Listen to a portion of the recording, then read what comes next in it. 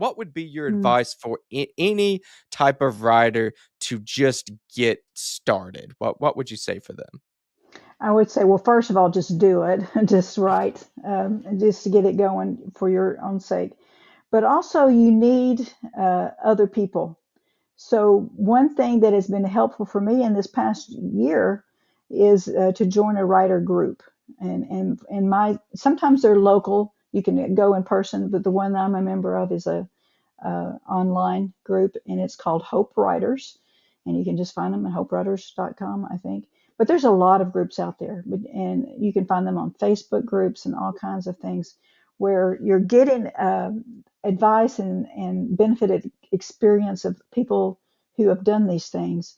So, uh, with my particular group, they have a whole library of guests that have been interviewed like this that give their wisdom on a variety of writing topics, from book publishing to what you do if you have writer's block to how to find inspiration for stories, all of those things for both fiction and nonfiction. I'm nonfiction writer these days, but there's advice for both types of writers.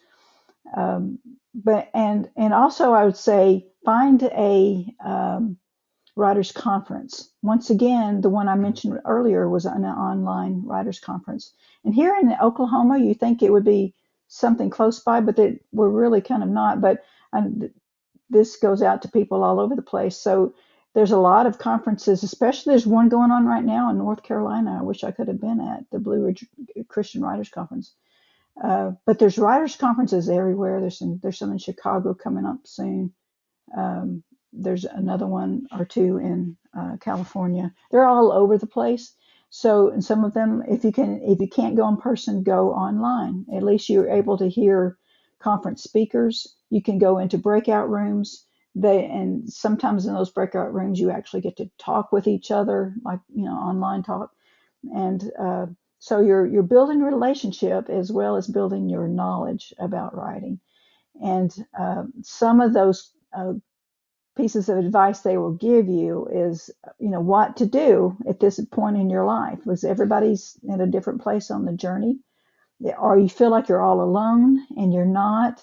There's other people out there struggling to find out what to do, and you can access those people in lots of ways. Online groups as well as, like I said, Facebook groups. There's people on Twitter and Instagram, wherever you want to go.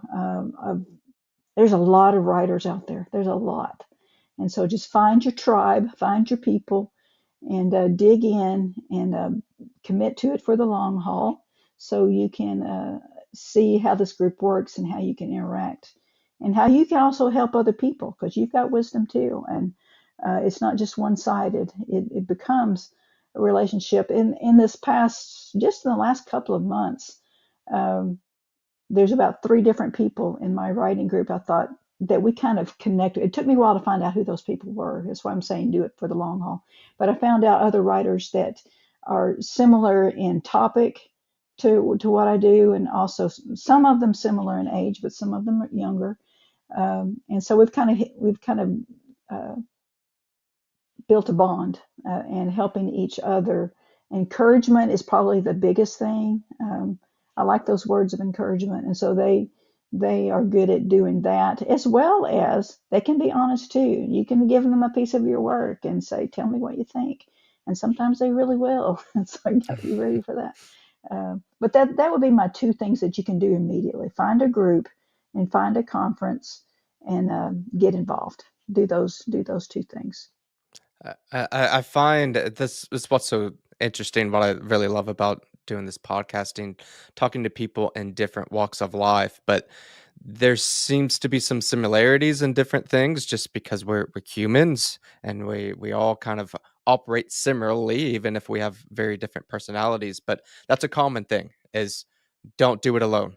That we're just not. I think that's the way that God made us. We're not built Yes, to be completely isolated, even as absolutely. two introverted people that enjoy alone time. We still recognize that you need to have other people.